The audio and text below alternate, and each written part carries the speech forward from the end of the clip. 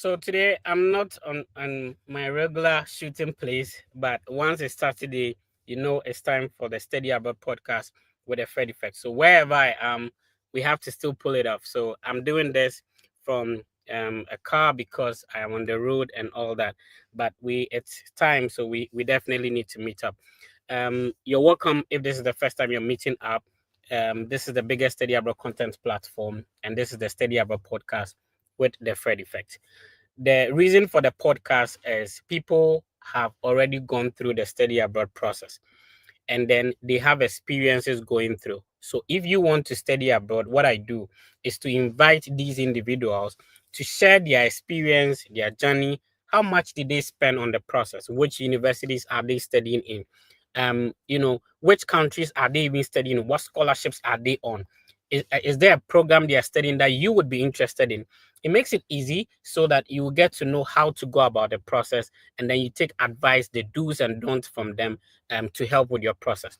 We do this and every Saturday, 17:30 GMT, or depending on where you're tuning in from, but it's GMT 17:30 GMT or 5:30 GMT every single Saturday for a longer period. This has been a consistent platform, and the trust from you guys and the support has been amazing. We are currently live across all the Fred Effect social media platforms: on YouTube, the Fred Effect; on Facebook, the Fred Effect; on X, the Fred Effect; Instagram, as well as TikTok. So please, if you are just tuning in, subscribe, share, and also like, so that a lot of people can, benefit from the ideas and information we share on this platform. My co-host is Miss Hetty. Hi, Miss Hetty. Hi, Fred. People have not been seeing your face. Where have you been? I've been around trying to, sort out a few things, but right now we are all settled, so we are good to go. The fire is coming up. If you're seeing Miss Hetty's beautiful face for the first time, she has a YouTube channel called Miss Hetty. She also shares her experience, practically, telling you how she did it and how you can also do it. The YouTube platform is Miss Hetty, and we are currently streaming live there. Our guest today is a former SRC president, a very intelligent guy. After talking to him for a short period, he has a lot to share. Bro, how you doing? Fred, thank you so much for having me on your podcast today. I'm super excited to be here. And like I said, I have a lot of experience to share with your viewers today. And I also see Miss Hetty. We're in the same school together. So big shout outs to Miss Hetty too. I know she's also streaming live on her channel as well. So there is a lot to just all of you, man. It's been a year, and bro, I have a lot to share. So I hope your viewers are excited for the insights I have for all of them. Awesome. I want to start off straight. Before you introduce yourself, you said your visa got denied because you were SRC president. Talk to us about that. Fred, you know how sometimes people feel complacent, because of like their past history, what they've been through. Oh, I was SRC president. I know how to communicate with people. I've spoken in front of 15,000 students before. Also, I was on the university board, so I felt like, oh, it's just an interview, right? There's nothing about. Then I had heard that you need to get your story right, and I was keen on the fact that, in as much as I need my story right, it's my own story. I already own it. So why do I need to prepare for it before going for the interview, right? Then I get in, right? We were in the queue. I realized that some people had their scripts. We were still going through and all of that. I was like, hey, what is this? The reality had not set in there until I got into the embassy and I had the first on, I'm sorry, I'll be denying you visa. And I'm like, oh, this is serious. You actually mean business here, right? So I was in the queue. It got to my turn, and I asked my regular questions. I was giving regular answers. They were pretty straightforward. And at the end of the interview, the lady said, "Unfortunately, I'm not approving your visa today." And I felt a certain way about it. So then I come out of the embassy, and man, I should have prepared for this, because then I feel like most of the answers I was given were not strong enough. In as much as it's my story, I felt like I needed to have spent some time working myself through the process of understanding my own story and then how best to tell it to the view. Because besides, the views are not Ghanaians who are on my university board that I'm going to share my story with. They have they are from a different world. It's a different culture altogether. So if I'm going to be speaking to them and I'm going to have my head down like the regular, that shows that I'm respectful or I'm very obedient. It's not going to work for them. You need to look them in the eyes and communicate to them. It positions you as someone who is very confident and, someone who is very credible, you know. And I missed out on all of these things. And I got to learn it a second time before going for my second interview. And that is how I got my visa approved. Going to be It's going to be an exciting conversation. We just got started. If you could kindly introduce yourself for the number of people tuning in today, seeing your face for the first time, kindly give us a little introduction about yourself, and then we can get going. All right. My name is Tarek Nyebodai Togo. I graduated as my undergraduate at UPSC, where I studied business administration.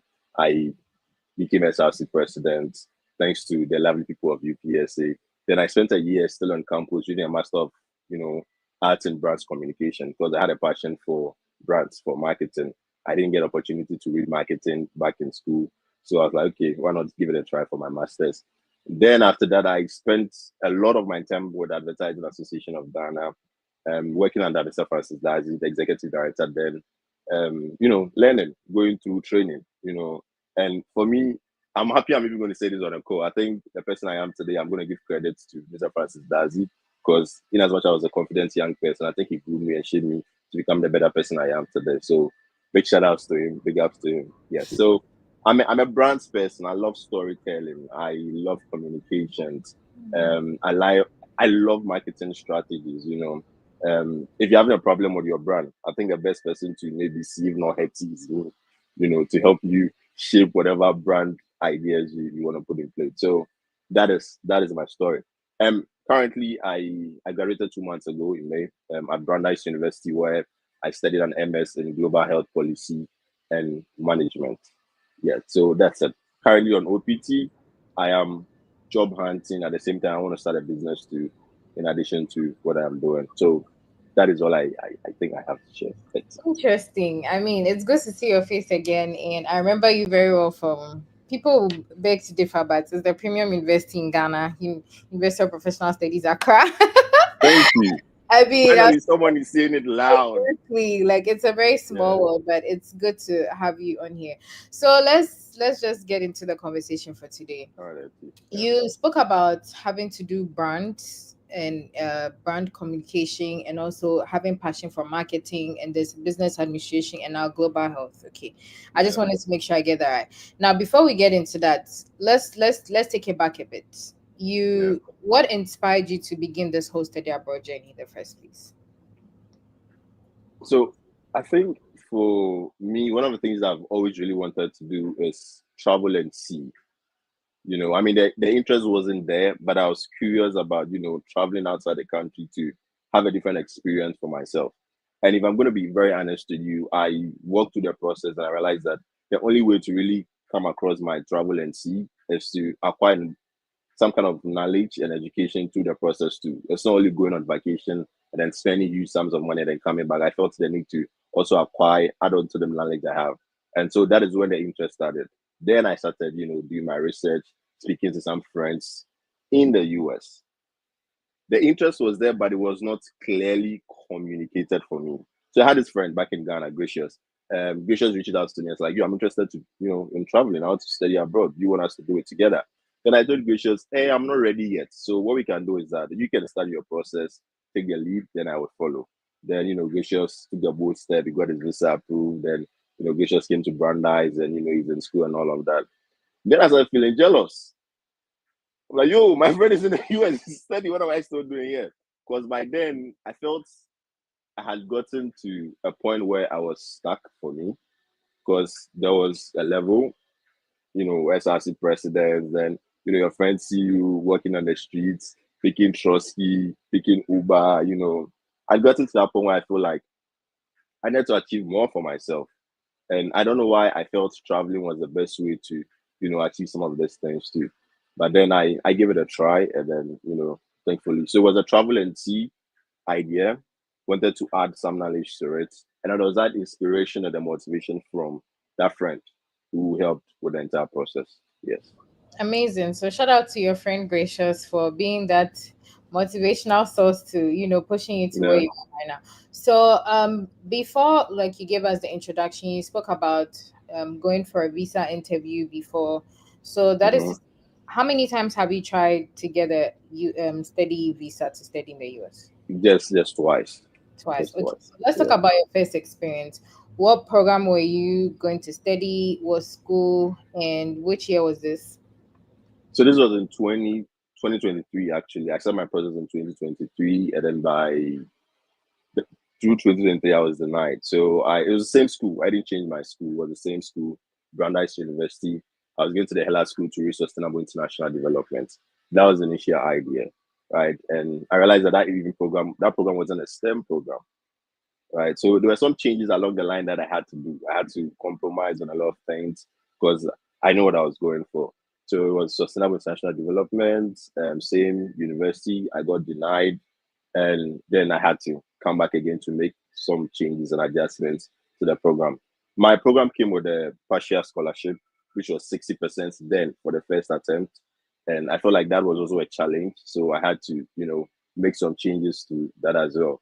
So, yes, like your question is asking, same Okay, school, different different program. program, yes, the Okay. different scholarship, yeah. Okay, so let's talk about what you went on with your for your second attempt. So Yeah. same school, but then this time around you went to do a different program. Yeah. So for the second interview, it was the same program, right? But then the Mm-hmm. scholarship had to change. So I wrote Oh, to the okay. university to increase my scholarship from a 60% to any amount they deem it fit. So it was increased to about 70% for me. Just added increment of just 10% for me to, and I think it made a lot of changes to their decision. Now the other thing too I did was to change jobs, right? So in the second interview process. Then I was working with Front Back Accra. Oh, okay. And for me, I felt like it made a lot of, changes to it because my interview was seamless just by mentioning that I work with Front Back Accra. And I'm also giving them that credit, because then I felt like it was an institution that the VO could relate to. I think Mhm. sometimes that is where more of the confusion also comes from. People, sort of come up with so many institutions that the embassy doesn't even know of. They don't have any credential, they don't have any websites and all of that. So I think sometimes you also need to check that as well. And I think that is also what made the difference for me as well. Yeah. Okay. You said something that hit me, like the fact that you requested that your school increases your funding for you, and that's very important because sometimes people feel like when they get just let's say 50% funding from their Mm-hmm. school's not going to do anything. But to anybody that's watching us, just know, like, when you communicate, things can change. So don't Things just got changed. Yeah. and say that, oh, this is what they gave me, and so I'm sticking with that. So again, for Yeah. those of you who just joined us, this is the Fred Effect Study Abroad podcast, and today we have the opportunity to be with Deni Obodai, who is the former SRC president of the University of Professional Studies, Oh Accra. God.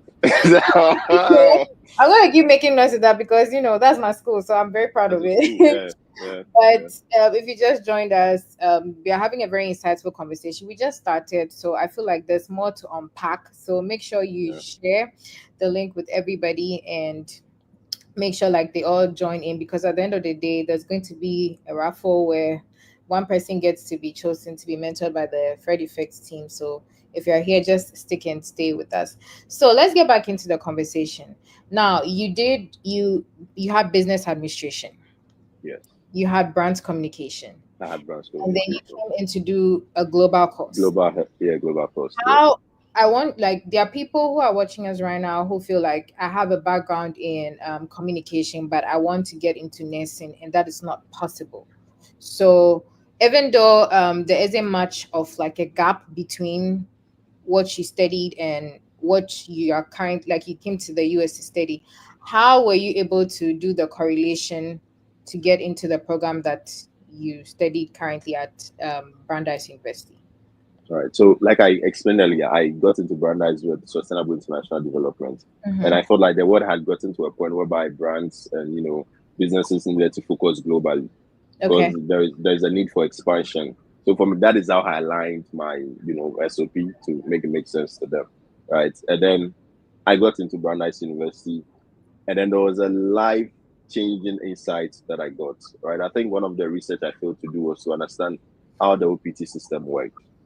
Right, and I realized that my program, which was the Global Sustainable International Development Program, wasn't a STEM program, and that after completion, I had just a year of work authorization to have in the US, and I felt like I needed more years because then the whole employment system has its own way, and then also I needed to find a way to settle in the US to also get better, like you, Miss Hetty over there. So then I spoke to a friend. His name is Sami.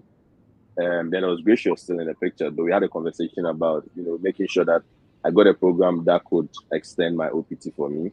So all I did really was to write to my programs director and let her understand that I feel like I wanted to change my program, and I had gone through also the program for global health policy and management. I realized that more of the programs, more of the courses under the program were analytics, were STEM, concentrated. So there was a data analytics, there was the economics that I needed to read, and these were programs I had done already. So I just had to find you to let them understand that I'm a best fit for this program. The only difference with this is that now I get to understand this on a global level and on the local level where I studied with UPSA. So that email was sent out, they wrote back to me, and then they told me we're going to go through my transcripts to make sure that my transcript fulfills the requirements for the MS program in global health and policy management. And then they wrote back to me, so are you qualified to read this program? Then my program was just switched. I was given a new program director, and then she walked me through the process of changing that program. So back to your question, regardless of whatever program you are reading back in Ghana or you have studied, it shouldn't hold you back to want to study something differently. One of the things I've realized with America too is that it's a land of opportunity. I didn't believe in this until I go here, and I realized that whatever you want to do in the US, whatever you want to study in the US, just do your research and make sure that it sort of aligns a little bit, and they'll give you the opportunity to study it. Mm-hmm. And the other thing to also witness, I mean, these were like cultural shocks to me, though. Sorry, I'm bringing them now. I realized That's that fine. I mean, they, we'll eventually get to it, but yeah, you can go ahead and. they want to see you do well. Like the professors, everybody on campus want to see you do well. Your program directors, or you're struggling with a particular course under your program. What can we do for you to change that particular course? How can we assist you? How can we help you? And these, I feel like, were opportunities or resources that were available to make my program, even though I didn't have a health background, be seamless for me. So yeah, I I don't know if see. that answers your question though. Yes, yes, that actually does. And so, is Brandeis University the only school you applied to? Yes, for my first attempt, yes. When I was denied the visa for the first time, then I tried a different school in Canada, Niagara College. I spoke to a friend in Canada. I was like, yo, let's try a different university. So I did the application, but then the only reason I didn't continue with that is because right after my admission came through, they asked me to pay $2,000 as my initial deposit. I was like, yeah, I don't have $2,000 to pay, man. And Brandeis wanted me to only pay $500. So I was like, let me just do the $500 and then just focus on Brandeis. So I focused on Brandeis. I didn't get myself distracted by applying to other schools and speaking to all the professors in those schools to make sure that I get into that program. No. So this is more or less like a story of somebody who is like, I'm determined. I'm going to get to this school. I'm going to get into this school. So I'm putting all my eggs in one basket, but I'm not sleeping. I'm making sure that I do all the work. And that is to say, like, even if you want to apply to one school, you can.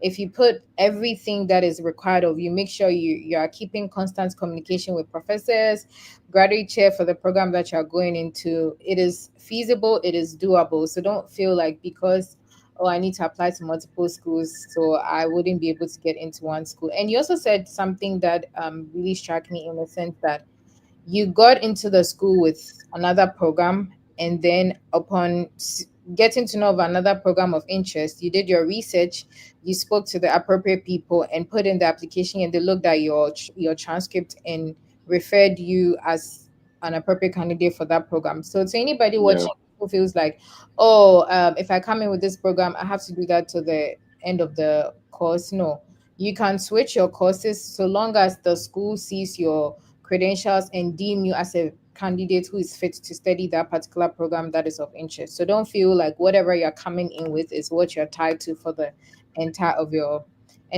period of your studying. So and let's delve deep a little bit now. So you didn't come with the full funding. I did not come with a full funder. Okay. No. So let's talk a bit about your funding. It was Yes. it was a partial funding. So It did was you a partial funding. So yeah, feel so like I had to pay. mm-hmm. Yes, yes. So I had to pay for the deficit, and the deficits, our regular thing in Ghana, you get like a bank statement. But I got into the system and realized that I had to apply for a loan.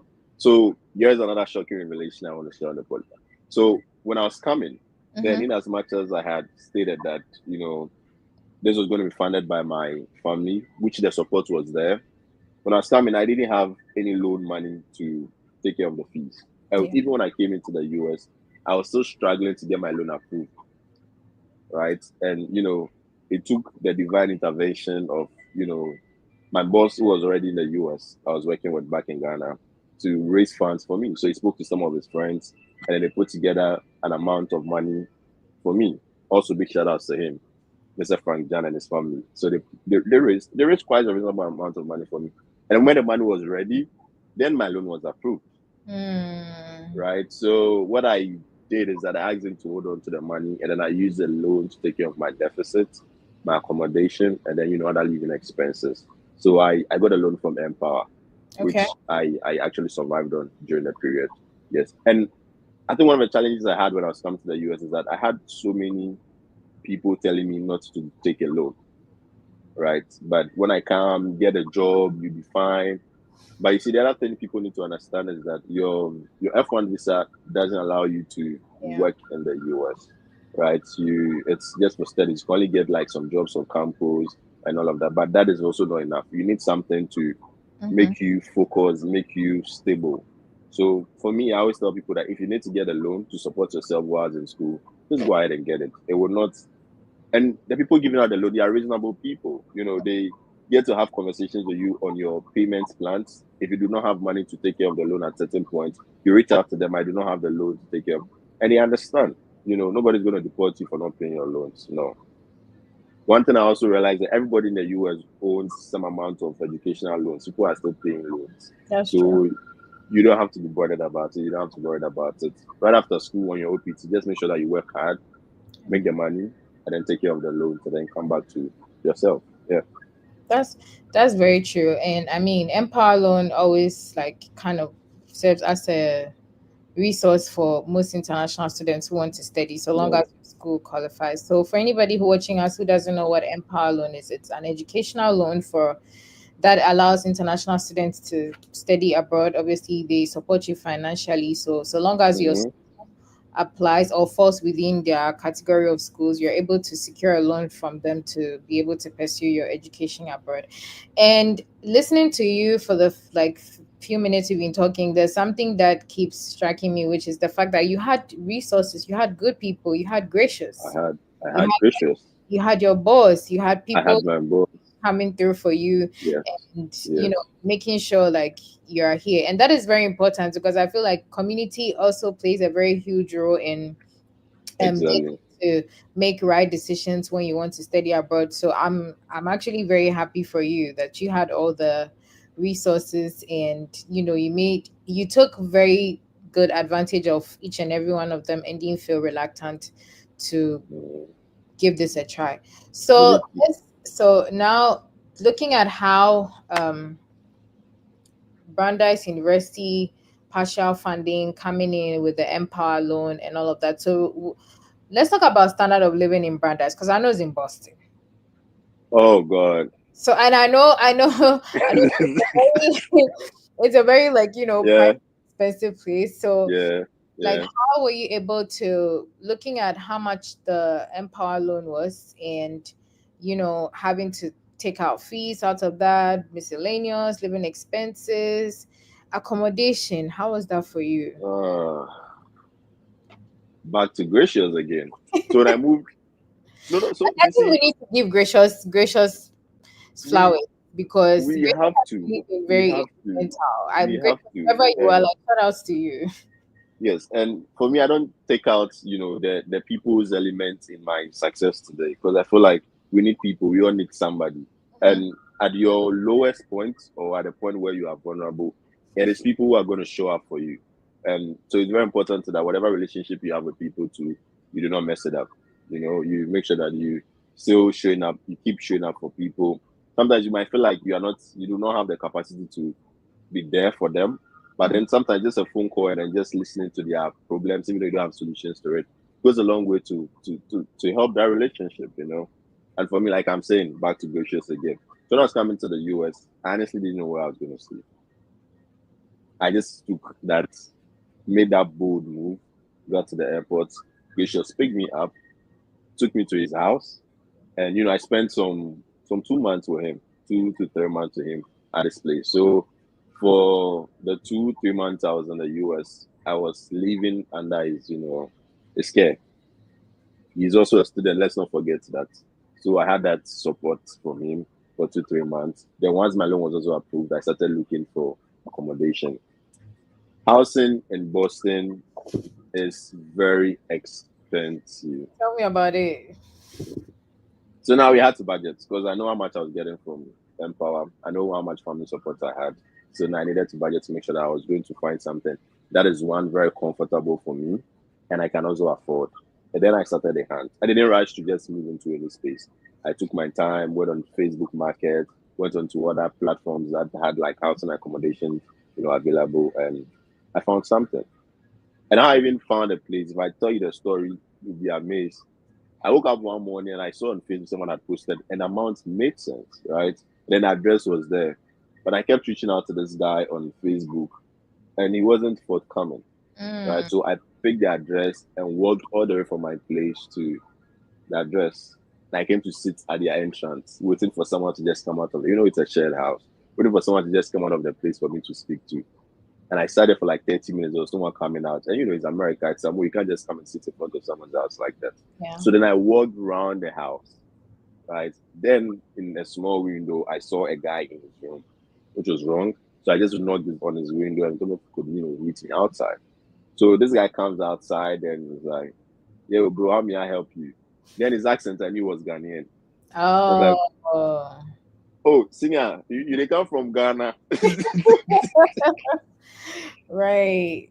Then he said, "Oh yes, you be Ghanaian too." Yeah, I be Ghanaian too. Then the connection was, established. Then we said, Brandeis. So I graduated from he computed Brandeis. So we had our conversations like, "Bro, I'm looking for an accommodation," and I saw one of the guys living here posted, something on Facebook Market. Then I said, "Oh yes, there's a room available. It used to be my room, and I speak to the guys for you." Then Frank, big shout out to Frank. Then Frank got me this place, spoke to the guys, gave me the landlady's contact, I reached out to the landlady, and the process was seamless. Hmm. So that's how I got my place. Very affordable. I'm still living here, having moved out. It's been, almost a year. I've renewed my lease, and it's affordable, and it's a very nice place. Everyone comes and like, "Oh, you have a nice place," that kind of thing. I like it. So yeah. So Okay. one, it's very expensive, but you need to budget. Mhm. You need to live according to your means. I know most of the guys who are living in places that sometimes when I check the amount they are paying, it's unreasonable because they are not working now. You just need to find a place that is reasonable, which is within your needs. And once you can get a place, put your head and be comfortable. That's it. You're good to go. Yeah. That's true. I mean, a place to lay your head is always most important thing because a good Yeah. sleep is a lot of different. So, let's circle back a bit. Did your program require you write any GRE, GMAT, No. none of No. No. or All I English? needed was my statement of purpose for them to see my writing skill, and then that was it for me. Okay. And then my references, from I think I needed two professional references and then one academic reference. So I just reached out to some of my professors. One person got it for me, and I reached out to my former employers, and then they put together a Let's reference for me. let That me was it. let me let me press your thinking a bit on recommendation letters, okay?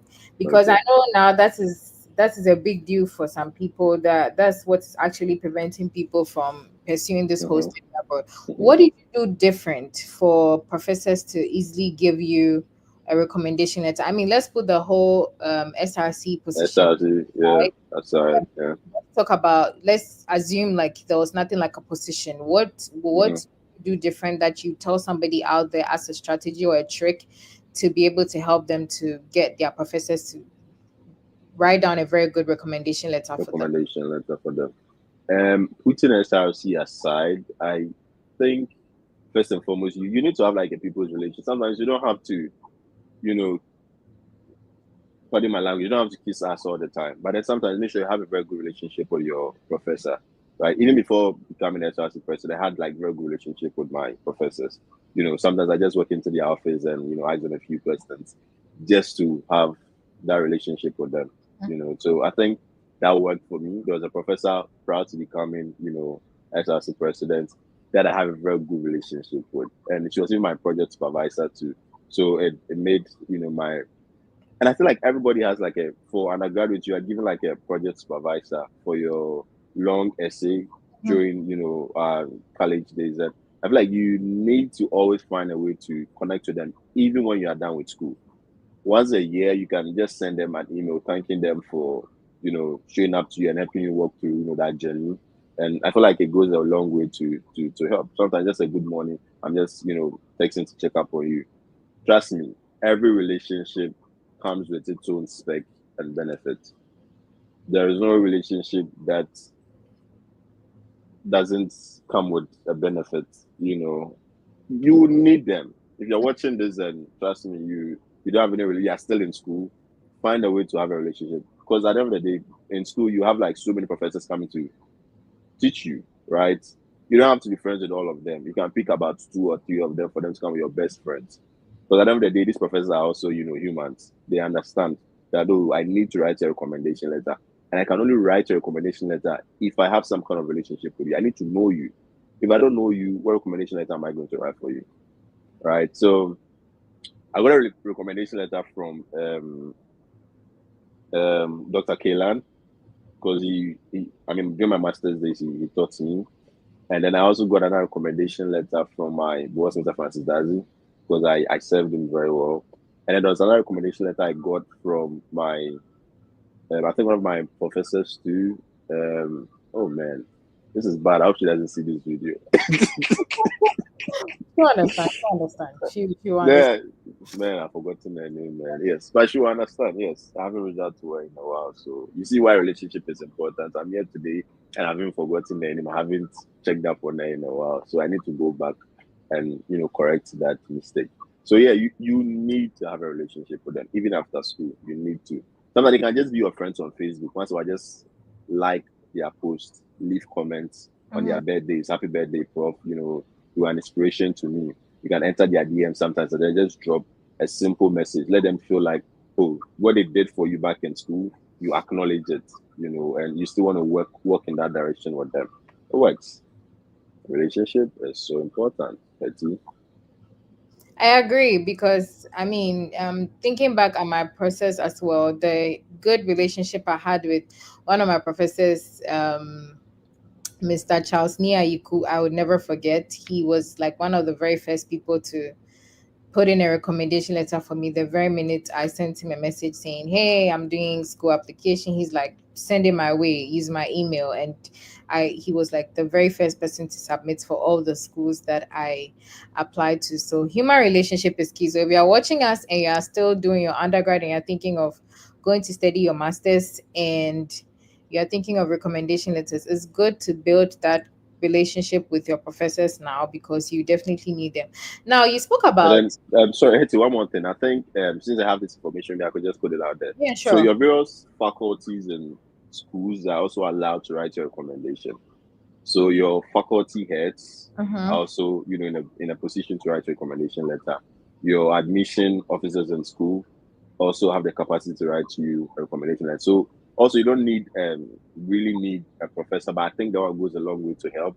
But Yeah. because they know you personally, but the school can just write you a generic recommendation letter, which I feel also goes a long way to tell your story because they have your transcript, they have your records, they have your file and everything, and that also works. So if you're afraid now, maybe you didn't have any relationship with your professors, Now, what you can do is to write to your school and let them know that, oh, you attended school here, and you feel like you need a recommendation letter because you're applying to study abroad. They are Mhm. going to do it for you. Yeah, and I also think one thing that people should take into consideration is you have to really read extensively on your school's admission requirements or Hmm. application requirements, because some schools state clearly if they want professional or academic Academic, education. yes, So yeah, no, that's one thing you also need to take into consideration. So you spoke about having to get a recommendation letter from one of your professors during your master's program. So you have an undergrad in business administration, yes, and then you did your master's in brand communication. yes. And then you came here with sustainability, and then now you moved into global health, which is also a Look, master's. yes. Now, somebody watching you is wondering, he already has a master's. Why a second master's and not a PhD? PhD is hard. It's not for everybody. I have to say it You as it is. no, Terry, you haven't started, so you don't know. So please, there are some people who have done it. Well, So I that's mean, that's true. That's true. To be proud to come in here, one of my friends, right, was encouraging me to come and do a PhD here, and I told him I can do research for brands to grow their revenue, mhm. but one thing I really don't think I can do is to sit down and do a PhD for 4 to 5 years. I cannot do that. But you're It's able to do research for brands, so it should be something very easy for you to do.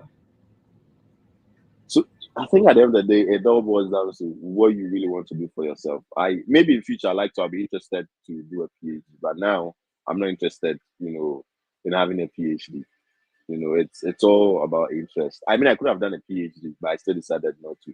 I think one of the good things is that now you don't even have to do a master's now to do a PhD. Right after your undergraduate, you can go ahead and then pick a research topic and then write to a professor who's interested in working with you to get your PhD done. Yeah. So I think at the end of the day, it all boils down to PhD, and then there's a time factor. I did undergraduate for 4 years, did a master's for 5 years, and then a master's for 6 years. And I did a PhD for another 4 or 5 years. That is not me. I'm sorry. But I know there are people who are interested in doing PhD. Maybe you are interested in doing a PhD. So you want to do a PhD. I don't want to do a PhD. But it's easy. The process is seamless though. I think the process is seamless. It's just like you come here to do, a master's. But at the end of the day, it's interest. Okay, Yeah. so watch out. You might see Tarek doing a PhD very soon. I mean, you never know. It's like you have to keep You your never options know. open. You You never know. never know. You So never if know. you're just joining us, this is the Fred Effect Study Abroad podcast, and we are having a conversation with Dani Obodai, who is an alumni of Brandeis University. So if you want to apply to his school, Brandeis University is in Boston, is one of the best schools in Boston that I've heard of. So I would highly recommend. So let's have a very like freestyle kind of conversation a bit. I'm going to blend Okay. in that we've had too much seriousness. Let me swear away a bit. All right. That's fine. We'll come back into That's serious. it. So That's it. you've been here for a little over a year. Would you recommend studying abroad to somebody? I on any day. So once I go, one of the things I did is to try to get my friends to also join me here because Okay. I feel like it's a life changing experience. Right. I think one of my podcasts I mentioned that I really had to. I really wanted to come to the US, and the person was like, "Why don't you like your country anymore? Don't you?" It's you get to a point in your life where you need to explore the world. There are a lot of cultures you need to understand. You come to the US and you realize that a lot of things you're doing in Ghana that were so wrong and don't really, I'm sorry, but don't really make sense, right? And I don't want to go into it. But I realized I did it, this experience, every young person out there needs to have this life changing experience. I say it's a life changing experience because I think this has opened my eyes to a lot of things that I never thought were possible back in Ghana, and I'm happy. I'm happy I'm here. I mean, sometimes I wish I was in Ghana because I miss Ghana. I've been in Ghana for like 28 years, and all of a sudden I decided to move out of the country. Of course, I'm going to miss Ghana, right? But the experience here is beautiful. The landscape, the the culture shocks, the culture of the people. I don't know what to share. I mean, the people, I've met like some very brilliant people in America, and sometimes every time I hear them speak, I get amazed, right? And I think one thing that keeps me more excited is how I keep saying this: everybody wants to see you do well. Nobody's looking for your downfall. Nobody's competing with you. Everybody want to make sure, like, that's what my accent in the cry. Everybody wants to make sure that you are fine, you know. And man, I like it, man. There are a lot of resources there for everybody, man. Man, you see, people say travel and see, right? So man, you need to travel and see. You need to travel and see. Even if you don't want to come to school, gather some money and then just go on a vacation. Just go to the US. You know, the diversity here. You see people from all around the world here. I have some, you know, some Haitian friends here that I love so much. I admire so much. I have some, you know, there's this girl I actually, you know, we used to be very good friends now. I had some way bigger crisis from Korea. She's amazing. There's this other lady, Ava, beautiful girl, sweetheart. Like she's always there to support you, and everybody wants to see you grow. Yeah. I'm not saying we don't have the same thing back home, Mhm. but back home we are all struggling. So how are you going to help your friend do well? Oh my god. I mean, I'm very curious to know how your first week. Let me start from the very first day you landed in the US. You know Uh how huh. it's been portrayed on in movies, like Yeah, the skyscraper buildings, or like the yellow taxis. And how did you feel the very moment you landed in the US? So when I have this notion that the moment I got to the US, my iPhone camera changed, and I still have a mentality. The moment I got to the US, my first mirror selfie I took, I saw how quality my iPhone camera can actually be. I was asking if it is the dust in, like the dust in Ghana that is covering my phone screen, or is that there are some features that are in the US that are not in Ghana. You Hmm. know, yeah. So for me, I like the scenery. When I landed in, you know, New York, the scenery was just beautiful. Then my friends, I arrived late in the evening, so my friends picked me up. And then the lights, you know, from Boston to Waltham, It's you really know, beautiful. I was like, this is beautiful, man. As if as a mere crasinica, it was like meaning this is actually real, you know, that kind of thing. Like it was, and that's the thing. When I got here late, I couldn't sleep. I was just waiting to wake up in the like with some sunlight to roam America to see how beautiful. And then I woke up the next morning. I got outside and it was so relaxing. I felt like there was no pressure here. There was no tension. You see people going on walks with their dogs. I'm like, if I was in Ghana, I would see this brown dogs. No, but I mean, some people still go and walk their dogs in Ghana. Don't get it wrong. I'm not getting it wrong, but what I'm saying is that what It do depends I on to where say? you lived. It depends on where you lived. I mean, fishing boy, like it's a fishing mommy. But what do I expect? There's somebody in the comments, Nia, he said Teshimanche in US. So I don't know if he knows this person. He's just I reminding know you this. of your roots. Please. Yeah. So it's well, I think it's also where I'm coming from, man. I mean, the hustle has been real from growing up with, you know, family of girls. My mom, beautiful, lovely lady, with my big sister too, lovely lady. They've just been supportive. You know, they've shaped me to be who I am. Even with the little we had, they made me feel comfortable, and I think I'm always going to appreciate them. I haven't mentioned them in the video, but I'm doing it now. They've been so supportive, man. From kindergarten up until now, their support has been immense, man. They've been wonderful people, and I feel like I'm in a position now. I need to get something going for myself to also make sure that they live like comfortable lives too. And that is what the US presents you with. I'm not saying Ghana is not going to present you such opportunities, but the process here is seamless. Like everything is structured. When I was going to get my driver's license in the US, then I remembered how I got my driver's license in Ghana. Then no, there's a name for them. Um, Guru boys. There's no Guru boy here for me to like think to get me the license real quick, you know. And You have to go through the system. you have to go through the system. Mm-hmm. Let me, because I would say so many things if you leave me like to talk. Oh, no, I mean, like, yes, it's, these experiences kind of make you who you are and become a part of you as you go through the journey and the process. Mm-hmm, And so, mm-hmm, mm-hmm, as a result of these experiences, you're able to speak to other people and also educate them on, what to look out for and what not to look out for. mm-hmm. Yes, so I kind of feel how you're feeling because I've been there on some experiences and I'm like, oh, this is how I was used to, but like it's different, the system is actually working and all of that, so it's a bit relatable. Now, how were you able to, or how have you been able to manage, because one, this is a place completely different from what you've been used to in terms of like your education culture. How have you been able to adapt to the system and be able to go through it through to where you are right now? I think first and foremost, there's a God part that I need to recognize too. I feel like sometimes all you have to do is pray. You need a community, very important. Because my community was, I found my community in the church, right? I mean, um, the church for me helped me a lot when I got here. There's a gracious factor, there's a my boss factor, but the church, my pastor, um, Dr. Solomon Akumensa and his wife, they've also been very supportive to me. I mean, the entire church, everybody has been very supportive. So you need that sense of community. You need to speak out because nobody knows what you are going through.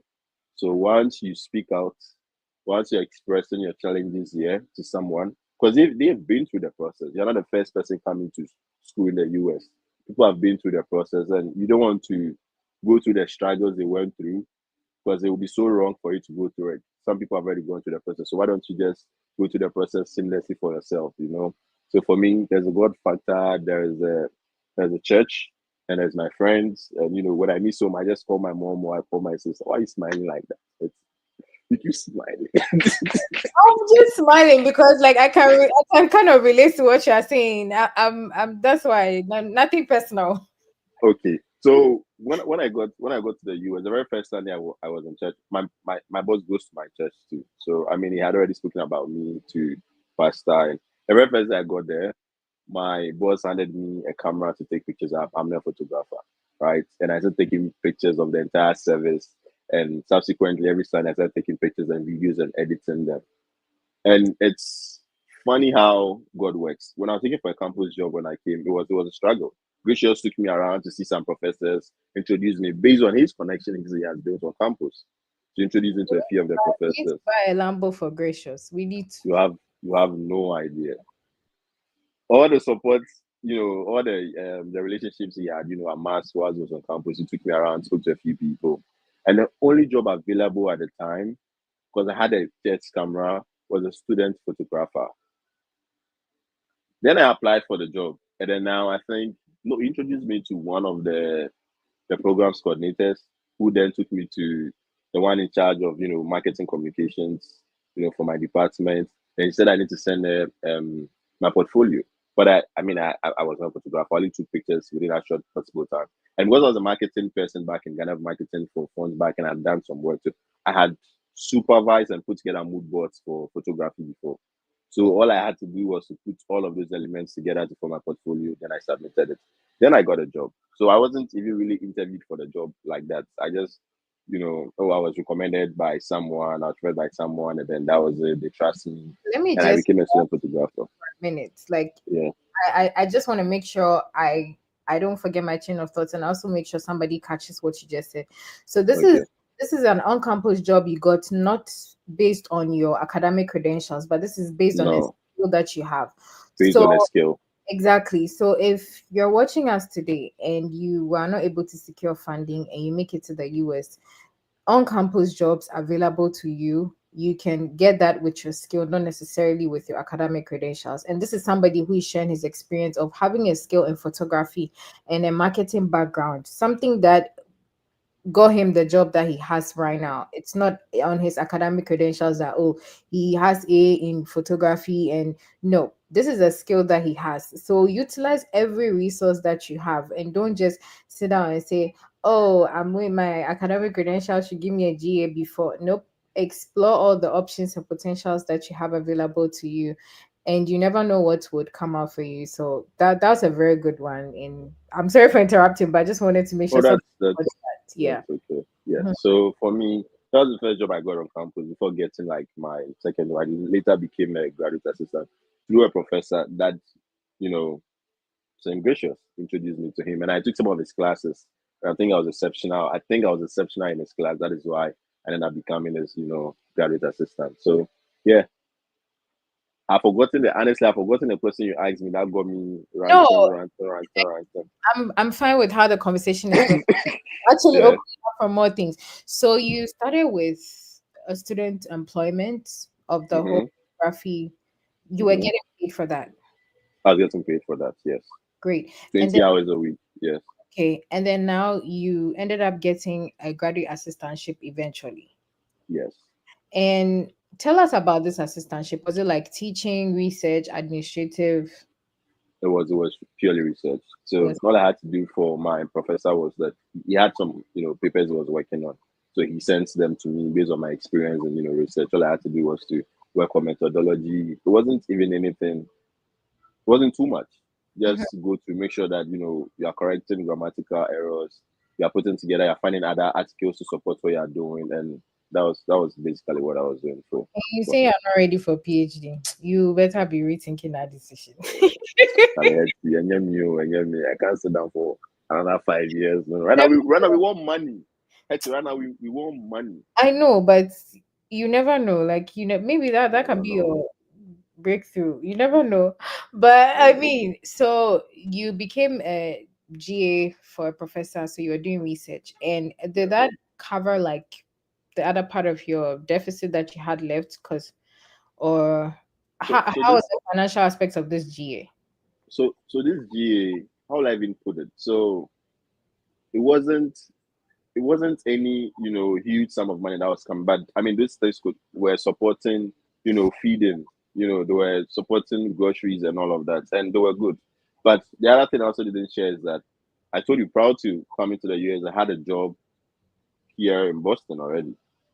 So it was a remote work I was doing back in Ghana. And when I came here, I didn't stop doing it.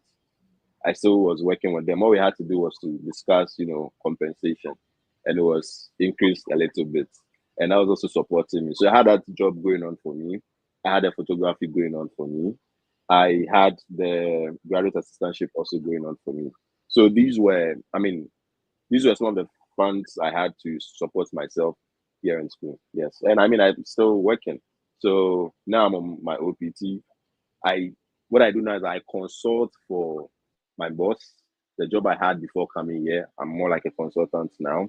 What I also do is I consult for other, small businesses that are looking to grow.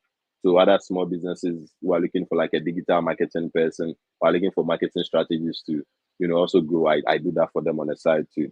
So I have like for now I just have two clients. So I'm hoping to actually start my own business within, the marketing field, like set up a marketing agency sort of. Yeah. So that's what I'm trying to do. Yeah. Interesting. I've always known you to be very smart. From I remember your manifesto and everything from UPSA. So you saying all of these things, I'm like, okay, he's still the same old Terry that we know. No, I But haven't changed. so if you're watching us, I want you to take note of a few things. One, funding should not hold you back from going for that visa interview. This was someone who did not have a full funding, came in with a deficit, got an Empower loan, and at the end of the day, as a result of the skills that he has in photography and having a marketing background, he was able to secure a student employment. And then, based on a recommendation from a friend in a class that he took and how best he excelled in that class, he was able to secure himself a graduate assistantship, which also came in handy at the end of the day towards his academic journey. So, that is to say, like, don't let the fact that you don't have a full funding or any funding at all hold you back. Once you're able to secure your visa to come study abroad, there are avenues and opportunities for you to secure um, means of financing your education here in the US, even on your individual school campus. So if you're watching us today, I don't want you to think that funding is an issue, so you're not going for that visa interview. Make that move. You might even end up getting a visa over somebody who has a full funding. So I want you to really think twice about it. So let's sway a bit. What was very difficult for you to adapt? The weather, the accent, the food, culture. I think it was the accent. I mean, I can hear some. I'm feeling some American accents in how you're talking. Oh, Oh. it was. You have to learn it because if you don't, they keep they keep you all the time, And for me, I'm not saying I'm the best communicator. I didn't have like the best of foundations growing up when it comes to. I went to some school in teaching, and then I graduated, went to secondary school, and then went to the university, and then now I'm in the US. So I wouldn't say I'm the best of, you know, but then when you start speaking, they get to hear that typical Ghanaian accent in your voice, right? So when I came, the typical Gamboa in me was speaking like a normal Ghanaian. And then, there are times you have to respond to questions in class, and the professor can't really hear what you are saying. Sometimes you need to repeat yourself, about 2 to 3 times. Sometimes you would try to repeat what you said for clarity, then you have to correct them. And for me, that was the most difficult thing for me. So along the line, I realized that I need to work on my R's and make sure that I was speaking in a certain way for them to get to really understand what I am saying because at the end of the day, I'm not. Let's not do this, man. For them to appreciate, what I'm saying, and it was hard for me, and Charlie. But I'm not saying I'm good. I'm here for just a year. I'm still struggling with that, because sometimes you speak to people and they're like, huh, you know, you have to repeat yourself. Apart from that, I think I was good with the weather though, because I mean, once you are warmed up, and I had friends who were driving, so it was easy. So back again, gracious, and gracious had a car, so moving on campus was very easy for us. So you pick you up, you go get your groceries. It was doing a job for all of us. And let me mention that it wasn't just for me. Was he had assisted a lot of other Ghanaians who were coming to Brandeis, right? So there's a Stephen, there is a Kwabena that he had, assisted there are a lot of us, he was helping all of us navigate through the process. And I think we are most grateful for him and we'll continue to show appreciation to him and we'll keep mentioning him every time, we get opportunity to. I think he has taught us one thing that the other people want to come in here. So we need to find ways and means to also get them here as well. Be there for them, show up for them. Where you need to guide them, you do that. And Mm-hmm. I think the other challenge I have with other people we are trying to help is that one thing we didn't make difficult for Gracious is that when he directs us, we pick all of that, resources, and then we make our own move. One of the challenges I'm having is that there are a lot of people in Ghana that we are all trying to help, get secure schools and all of that to come to the US. But then they will put you in positions where you need to do everything for them. So someone is asking you to write their statement of purpose for them. Someone is asking you to help them draft their references. It's a lot of work. It's not like I'm saying this from a place. It's not like we don't have anything doing over here. We have a lot going on. Someone wake up, wouldn't check the time and call you at 4 a.m. to wake you up because they received an email from the school This is and this is this is the life of you Mr. to Fred. help them. And This is the life of Fred effects. Like 2 a.m., 1 a.m. They just call him randomly. but but you see when you do that, you do not. It's not that that's the reason why I'm running away from all of this research stuff. Because I go on my TikTok and sometimes I just want to watch videos or just post random stuff of you. But I have so many messages coming from people who want you to assist them. It's better if you reach out to me. I'm like, oh, bro, I want you to help me.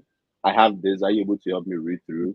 To see if there are any just some small touches for me. But if you want me to write you an SOP, that's crazy. Yeah. Unless you want to pay me to write it for you.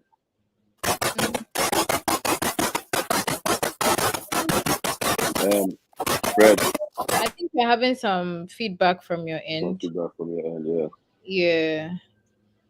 So I was gonna say that I think one thing that people always tend to forget is for something like the SOP, it is your story. It is best if you take your time to actually write it because it is telling the admissions committee about you. So it's always best that you spend time and like you said, it'll be better off to write it and then say, hey, can you please have look at this and help me make some adjustments, corrections here and there. So I really like relate on what you're saying.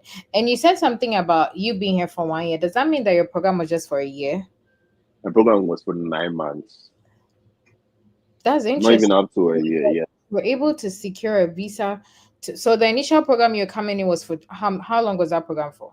was for 2 years. Oh, okay. Yes. Okay. But in the same program, I have people from Ghana who Who still were came for this program.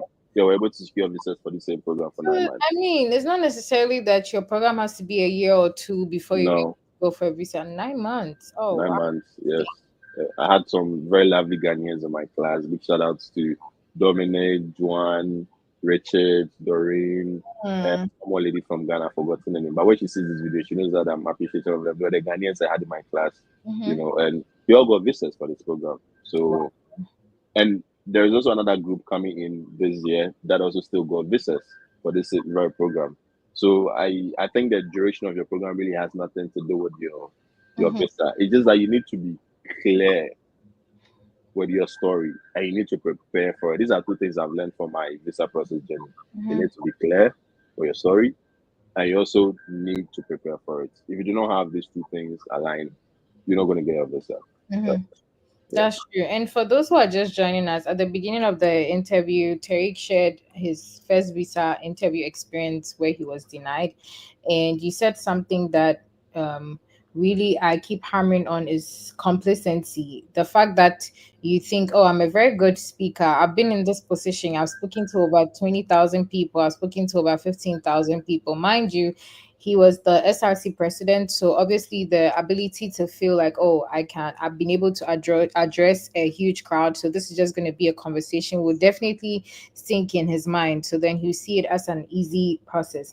But then upon getting into the room and seeing that, okay, this is not like the regular thing I'm used to and all of that, and having that denial kind of gave him the opportunity to sit down and reflect on how things are done that way, forgetting that, okay, I've been in this position before, but nope, this is a different thing. And how am I going to work things out to be able to get what I'm looking for? So, this is just to say, like, regardless of the fact that you might be the very best public speaker, you might be the very best, like, brands communicator or what's not, you still need to prepare. You don't just go there, stand there, and rattle and expect that I'm approving your visa. Come on this day to pick up your passport or something. No, you still need to prepare. And he just said something that the duration of your program shouldn't more or less like disrupt you from going for your visa interview. It can be 3 months, it can be 6 months. So long as you are prepared, you know what you're about, you know your plans, your goals, and you go for the visa interview. You go and then you get approved. And I'm really enjoying this conversation. I don't know about you, but I keep smiling because I'm actually enjoying the conversation. So I don't want to. yeah. You are, no, actually, I am because I feel like I haven't shared this experience with anyone. Mhm. I wanted to do with my visa thing I started, but then I had to stop. So I feel like Right. these are experiences that people need to hear, Yes, yes. Yeah. And honestly, when I saw your TikTok video myself, I saw it and I was like, oh, I know this, I know him from UPSA. Like, obviously the first thing that came into my mind was SRC, but I listened to the video and I was like, oh wow, he was able to still come even like not having a full scholarship and all of that. And so people hop on it because most people find themselves in that situation. So hence the reason for sending the messages and the calls and stuff like that. But some people also are like, I saw someone put in the comments like, it's desperation that's making us act the way that it's going so far. But at the end of the day, I also understand you in the point where they have to kind of be understanding on your Mm-hmm. time, personal time, and Mm-hmm. all that. I think you should have this conversation with Fred Effect and know how much of calls and texting and even me sometimes I get like those calls and texts. Some people Mm-hmm. will just text you and like, I need an SOP, help me write. And I had a session with one person like that, and I actually told her, I scheduled a meeting and told her it is your story. So you have to draft it. What I can do is to just go through and then help you restructure it as and when I deem it's best, because you tell the story best than anybody else. So then, Exactly. anybody watching us now, statements of purpose should be written by yourself. Spend time reflecting on why you are going to study this particular program. What experiences have you had that would be beneficial to your application process, write it down, and then you can reach out to anybody to review it for you. And that makes the work very easy and very much understanding than anything else, because aside everything, me is human. Fred Effect is human, just like myself. So everybody, and I keep saying, like, America is big for everybody. If you want to study abroad, you can, if you put in the work and you're determined, and you would. So I don't want anyone feeling like, oh, I don't have funding, so I'm not coming. Mhm. Look at me. He was able to secure student employment because of this photography skill he had, and then eventually securing a graduate assistantship. So you're not any different. No. Again, do not let lack of funding stop you from going for your visa interview today. Take that It's opportunity now. so. So I think you also haven't mentioned my deficit. I had a deficit of about 52,000, and I still got my visa approved. So Wow. I think one of the challenges I have with my deficit, I had some friends who already like you have it as 52,000, and you want your visa to be approved. Hmm. And like, I mean, I'm still going to give it a try. If it's not approved, I mean, then I try again. Yeah. My idea was to keep trying till Mm-hmm. I get a visa approved, right? I Mm-hmm. wasn't going to give up. And I think that is what kept me going. After the first try, there are a lot of people who have their visas denied. And from my experience, I had to crawl back into my shell, spend some time, praying, talking to God. I couldn't even go out again because I lost my confidence. I just feel like, how can these American embassies people just shut my confidence like that with just denying me my visa? And at some point, I heard this voice telling me, Charlie, trouble, like, don't do it again. I mean, I'm sure, what is it? But I mean, I was determined. So I know there are a lot of people who had their visas denied this year, or maybe a year ago, 2 years ago. It doesn't matter, just keep trying because this is a journey you want to do for you. You want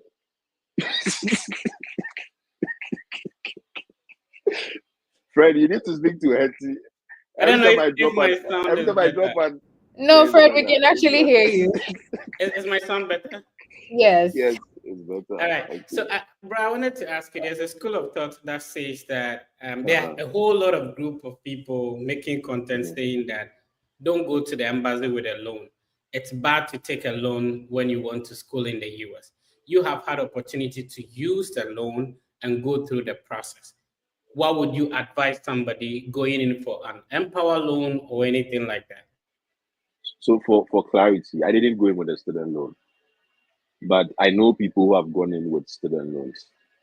For purpose of really understanding the people just want to make sure that you can fund your education and your stay in the US.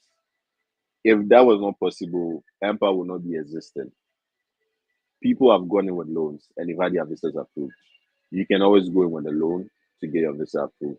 And like we mentioned earlier, just make sure that you are clear with your story and you are prepared. You know how to defend or answer questions that have got to do with your funding, and you'll be good to go. You mentioned a deficit of approximately $60,000, and I know it's because of the Boston area, a little bit expensive and Mm-hmm. all that. Yeah. And with such a deficit, why would somebody want to try the visa interview in the first place? Because we keep on telling people that the most important thing is being able to secure your I-20. Yeah. Once you're able to provide it as a document to the university, you get your I-20, you'll be able to sail through. But for some people, such a deficit is a no try at the embassy at all. For somebody like you who went through the process with such a huge deficit, what's your suggestion to somebody? What's your advice to somebody with a 10,000, 15,000, 20,000 deficit? I mean, Fred, at the end of the day, you are not giving all the 15,000 to the university. The VO knows that there is an amount you actually need to pay to the university. So let's say you have a deficit of 52,000. There's cost of attendance, which covers your fees. There is a cost of living expenses over there. To the fact that you have cost of living expenses about 20,000 doesn't mean that when you come to the US, this is the amount of money you are coming to spend. You realize that when you really do the breakdown, the amount the school even wants is just about maybe 15,000, 5,000, 6,000. And you just need something small to also support yourself. And the VO knows this. They know it. They calculate your cost of attendance or living based on the area you're going to. And like you said, Boston is expensive. So they know. that Boston is expensive and you have a density of 52,000. By the end of the day, are you able to justify how you are getting your 52,000? One, two, are you able to come up with a calculation how you're going to pay back your loan in case you also take back the loan? So these are all things you need to address in your process of preparing for your interview before going in for your interview. If you have a deficit of 10,000, just know that you're going to be about just 5,000 on fees, and the rest of the 5,000 is calculated on your cost. You can come to the US and spend just $1,000, so that should not even scare you at all. So, like we are saying, for me, I would always push people to go in for the loan, because even if you apply for a loan of 52,000, your first year or your first semester, half of that money will be sent to you. If you don't need the rest, you don't take it, right? You keep the amount you need, and then you pay back as and when you feel like you can pay back. So the process is actually, I feel like people do not understand the process, so sometimes they struggle. But you get into the system, realize that the process is actually seamless. You just need to make sure you're always in conversation, or you're in some form of communication with the right officials, or you have the right resources that would guide you through the process, and you will be fine. So you mentioned that your funding sources for the visa interview is actually different from what you used to fund your education once you got in. Yeah. And later on, you were also able to secure job on campus. Great. Yes. So what people do not understand is that if you use a bank statement, go get your visa approved, or you submit to your school, it doesn't necessarily mean that if you get into the system, you're going to fund it with that bank statement. When you come in and there is another opportunity for you to change, your funding sources, or you get a scholarship on campus, it could actually be updated. So Yeah. you went to the embassy with actually a bank statement. Now, when you got in, you now applied for the Empower loan. And now apply for the Empower loan. And even with the Empower loan, I was denied twice before they finally approved it. Good. Yes. So the funding sources you used to secure your visa, now you go in, you explored other alternatives on campus. Other alternatives on campus. Great. Exactly. So if you are listening to us, and that's what people don't understand, that if my uncle gives me a bank statement and I secure my I-20, necessarily throughout my 4 years of studies, 2 years or 3 years, my uncle would have to be paying from home. And a typical example is the people who had the government scholarship and then they got into the system. If there's assistantship on campus, you should explore that, because from KG1, we know that people who government took to Russia, they are suffering over there.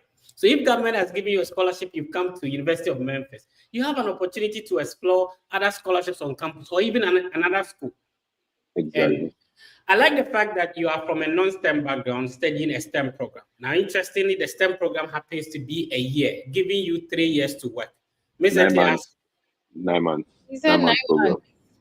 Your program was 9 months. Yeah. Yes. Okay, so in the academic year, just like they have whatever, so let's take it like one academic year, giving you an opportunity to study, to work for like 3 years on OPT.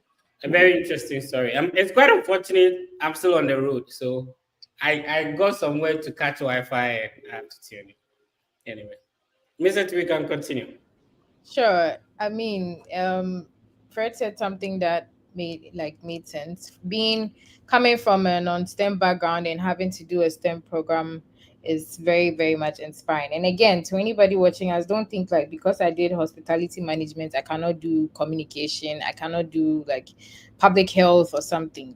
Like Tariq mentioned, it's about how best you're able to explain your situation in your SOP, making them know the correlations, and even when you go to the visa interview, know how to respond to the questions. And that makes me think, do you remember some of the questions you asked at your visa interview?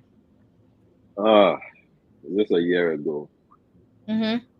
I think for me, what stood out really had to do with when I was asked what work I do.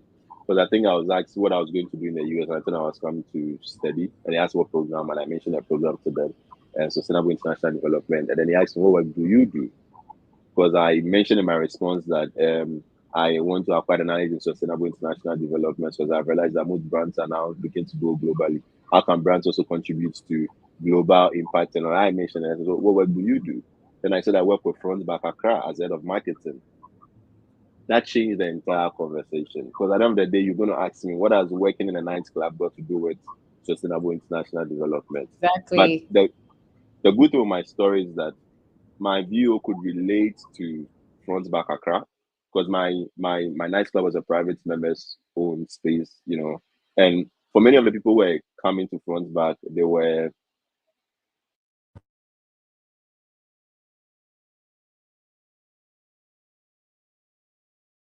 I think you're muted. If you could unmute. Yeah. Yes, I think it's better now. So for many of our members at Front Back, they are diasporas, they are international people, and they understand the essence of brands entering into the ecosystem of global impact. So it made a lot of sense to her. And then we started having a conversation about Front Back Accra. Then she was asking me, she wanted to be sure I really well with Front Back Accra. So she said, oh, she heard we are working on some expansion. So what is the story with our expansion? Then I told her the story of our expansion, but she wanted to confirm that. Then we moved away from the story of expansion. Then she mentioned that, oh, she received an email from Front Back. So what was the email about?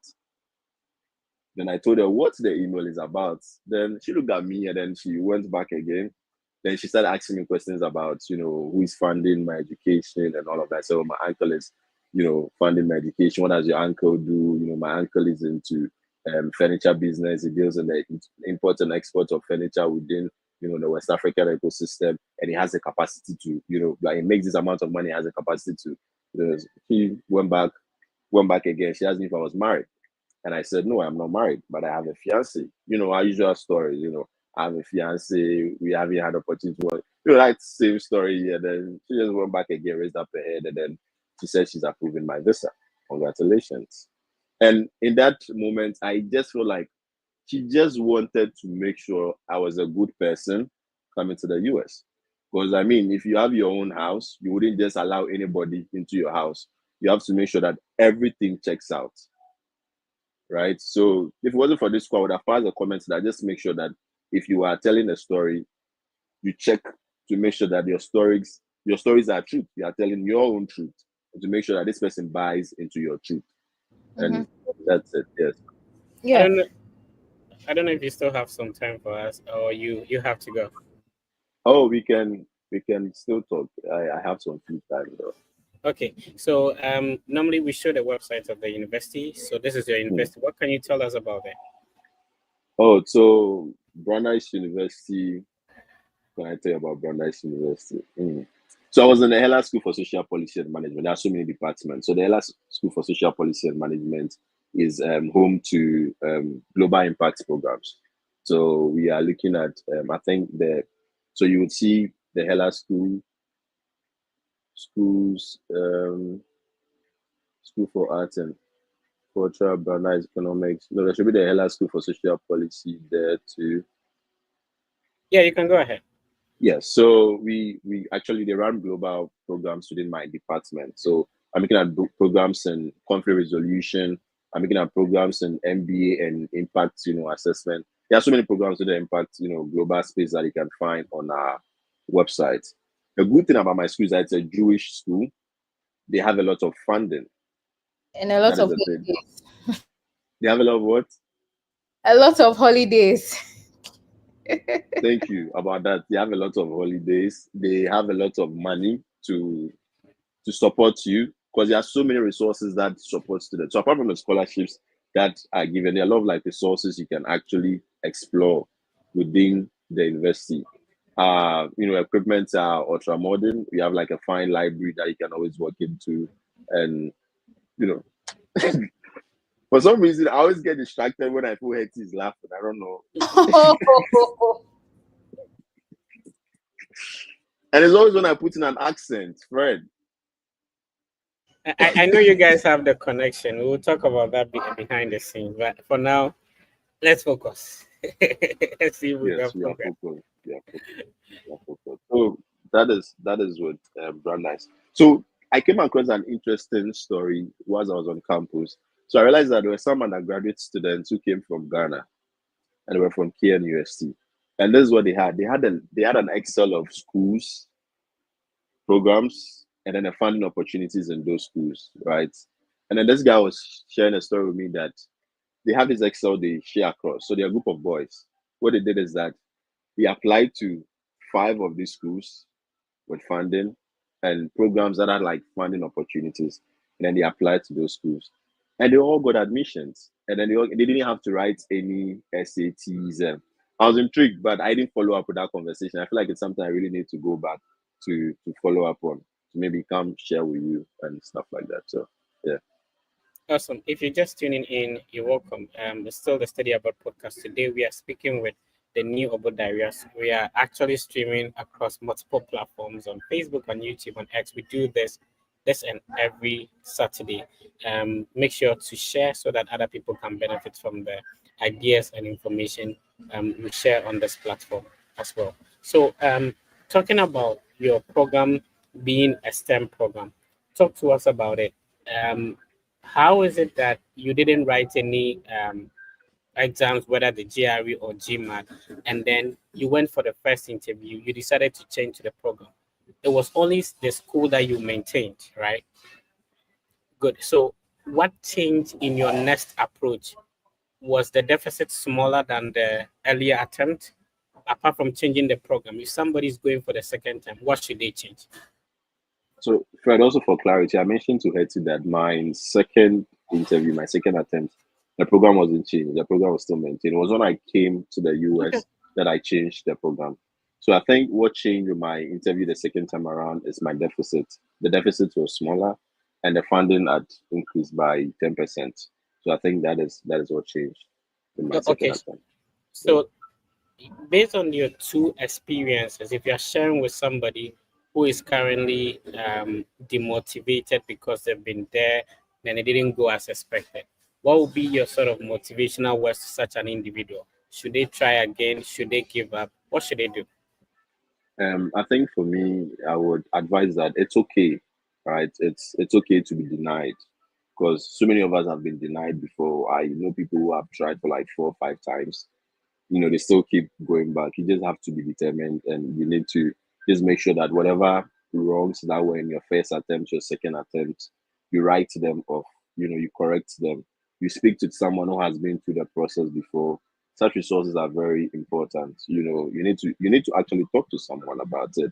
Share your visa interview experience with someone. If you remember the questions that you were asked, speak to someone. I was asked this question. This is the response I give to it. Definitely the person would see some issues with your response to the question, and then they will help you. Now there are also issues with um I-20s that people have been through the experience, and then they know how to correct all of those things. You can, issue another I-20, you can maintain the school. If there's a need for you to change the school after consulting with someone, change the school, take a different program, choose a STEM program. I came into the system, I realized the STEM program was going to give me a 3 years OPT. And for me, I feel that is the only reason why I changed my program. Right. And that is the truth, because I wouldn't want to go to a program for, the period, and after I have like a year OPT. I would choose a 2 years OPT. And so once these resources are available to you, I feel you just need to come again. It's okay to be denied once. It's okay to be denied 2 times. It's okay to be denied the third time. Just walk through the process. After all, it took Nanado 3 terms before he got into office, right? It took some people some time to get into office. You just don't have to give up on yourself. People have failed. I know I have sat in classes that people have taking the classes like 5 times, because if you don't take it, you will not graduate. And this is your graduation. Once you get your visa approved, that is graduation for you. And you need to keep trying till it's approved. Yes. I like the Nanado analogy. Once a politician, always a politician. Anyway, let's move on. Let's read some comments, Miss Eti, so that we can be responding to them. This one says, "How did you get an Empower loan without a co-signer?" I don't think Empower asked for co-signers. No, there's no co-signer for Empower. I think what you need is how is it called? You need someone to validate it. There's not a co-signer, so you need to put in there a referee, right? And I use my boss in Ghana as my source of reference for my Empower, and then it just got approved. But I don't need a co-signer for Empower. When you say you switch your program, now when you got in, did you have to go through a whole semester to apply to that new program? How was the switch?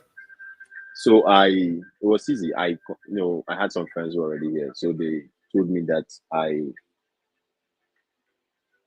Can you guys hear me, please?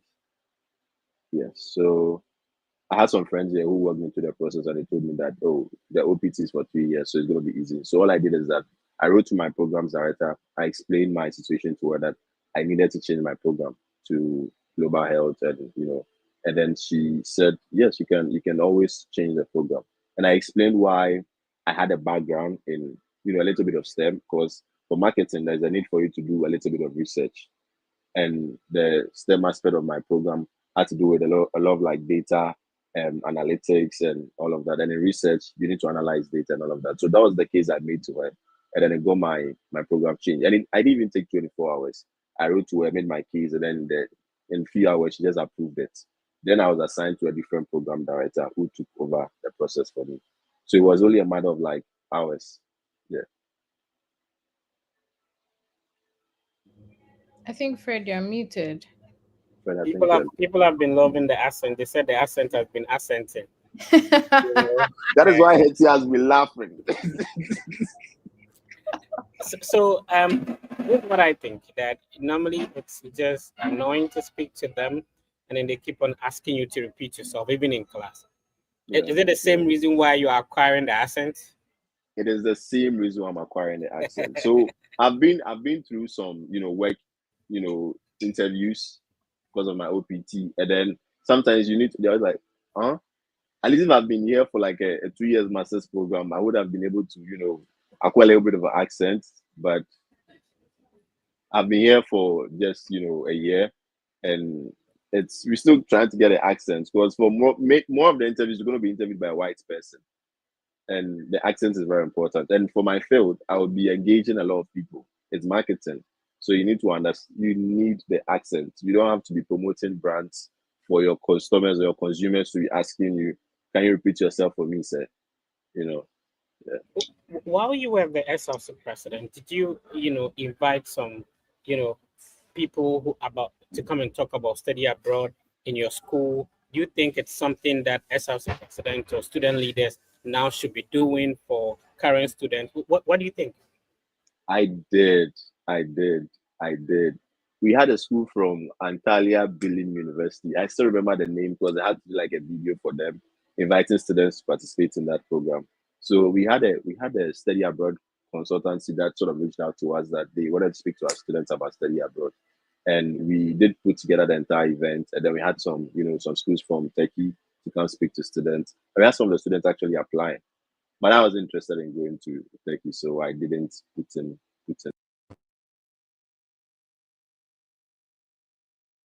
I think we lost you. Okay, so you were saying that you invited some individuals to come and speak to your. So you as an SRC president had a lot of connections and all that. For you having the opportunity to come here after your undergrad, or did you have a master's before coming? I had a master's before coming. Would you think you would have wished to come here right after high school?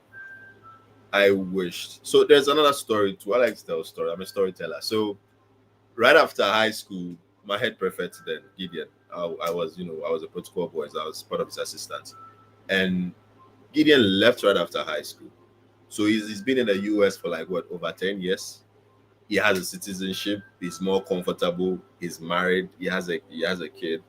And I feel like I'm not enviable about his process, because I mean, we all have our own process we need to go through to become who we are, right? So I feel like if I had gotten an opportunity like he did to have come here right after high school, maybe my story now would be different. Maybe now I'll be planning to come back to Ghana to run for a political position. Who knows? But I had to still also go through the process. And I don't feel like it's also too late. I'm sharing this base also on those who are also going through the process of acquire another master's in Ghana before. It's never too late to come here. You can always, even if you are married, it's okay. Because I know for F1 visas, you can even bring your spouse here and your kids. So it's never too late. But I had wished that I had come here earlier. It's not to acquire citizenship, but then it's that eye-opening opportunity for me that I feel like if I had it earlier, maybe my story would be different. Who knows? You're a very intelligent gentleman, and I like the fact that you are not gatekeeping. You had opportunity to go through a process. You as a student leader, you know, you have a lot of people that look up to you and all that, and now you have the opportunity to impact other people based on the experience you're going through. Talk to us about your content platform. How do people get to know your videos? What exactly are you doing? How should people follow you and all that? All right. So I have a YouTube, the Neo Budai. I also have Instagram, the Neo Budai. I still the name across Instagram, Facebook, and then on YouTube, and even on TikTok. And I'm very active on LinkedIn too. My full name Terry Budai, Neo Budai Togo. Yeah. So I have, an area of students who look up to me, a lot of young people reaching out to me every day. And my doors are always open. Even if I do not reply, you can just leave me a message. When I make the time, I try to go through my messages to respond to every message that is, on my platform. So you can always reach out to me. It's always the new but I don't change it. Yeah, if you're just tuning in, when people have what it takes to show you the way they've gone through a process, it's always advisable that you follow their platforms. So check out the new Obodai on all social media platforms. This is the YouTube platform, and subscribe. We have two videos over there, right? Yes, yes, Okay, and the live session is already live over there. yes. This is the first time I'm also checking it out. So go subscribe just like I just did. Go and click on the subscribe button right now and then follow. We know there are a lot of information that will be coming up. A lot of videos will be coming up later on as well. All right. Thank you, Fred. Right, Miss It, I have to leave the rest to you. Oh, So okay. yeah, No problem. So, I'm going to ask. I know you said you've been here for like almost a year or a little over a year. Do you miss home? I do. What do you So miss? it's on my own now. And if I was in Ghana, I'm gone. So by now, I'll be hitting the streets as part of our Pashimotin, the Jama and all of that, be making noise around a lot. So I miss home actually. And the other thing too is that my family runs like a bar. So Mm. if I was also still home, I'll be helping and supporting. And I think it's one of the things I really miss because I know now my ladies, that is my mom and my sister, are going through a lot now because now the man is not around. So I wish I was home now to be helping and to be supporting. So I do miss home. I do miss my Ghana kinky and fish with pepper. You still get some though. You should get some in Boston. So But there is I feel like eating kinky and fish with pepper in Ghana tastes different from when you're eating it here. Like imagine it's nowhere you're eating komike kinang like you get some in Boston. I know there's an African restaurant in Worcester. So there is, but the definitely taste get is the some. taste is different, man. Well, you have a point, anyways. Yes. So I miss the food. I miss the culture because I think that's the first thing I mentioned. I miss my family. I miss my friends. I think back in Ghana was something I used to do too. Big shout out to Patrick. So and some of my friends, we used to spend some time at the beach. Just go sit there, watch the ocean, and just go back home. It was our way to just chill, relax after like a long week of working hard. So yeah, I miss the beach too. I miss my bosses in Ghana. I miss front back Accra because I was working with them before I left. I miss all the guys who work at front back Accra. I miss Kujo. I miss Abe. I miss all of them. Yes, Right. I miss You, everyone. you said something in one of the questions that Fred asked you, and when you mentioned front back, I just like remembered. You mentioned that the visa officer asked you about where you work, and then now the conversation changed because having to go study sustainability and then working in a club.